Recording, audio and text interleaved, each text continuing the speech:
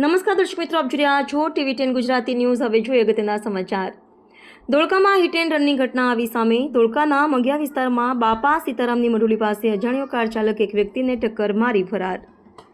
રસિકભાઈ રાઠોડ નામના વ્યક્તિ પોતાની સ્કૂટી લઈ રોડની સાઈડમાં ઊભા હતા ત્યારે ઓરા કાર ચાલક ટક્કર મારી ફરાર।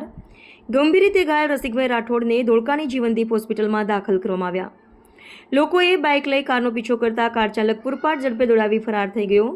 સૂત્રો દ્વારા મળતી માહિતી મુજબ આ કાર ચાલક ધોળકા રૂરલ પોલીસ સ્ટેશનમાં પોલીસ તરીકે ફરજ બજાવે છે અને હાલ દારૂ પીધેલી હાલતમાં કાર ચલાવી ફરાર થઈ ગયેલ છે। હાલ પોલીસે બ્લેક ફિલ્મ અને હેલ્મેટની ડ્રાઈવ ચલાવી રહી છે ત્યારે અકસ્માત સર્જનાર કાર કાળા કાચવાળી અને નંબર પ્લેટ વગરની હતી જે ખુલ્લેઆમ ધોળકામાં ફરી રહી છે। શું પોલીસના જ અધિકારીઓ કાળા કાચવાળી અને નંબર પ્લેટ વગરની ગાડીઓ લઈને ફરી રહ્યા છે? શું ધોળકા પોલીસ આવા તત્વો ઉપર એક્શન લેશે એ જોવું રહ્યું।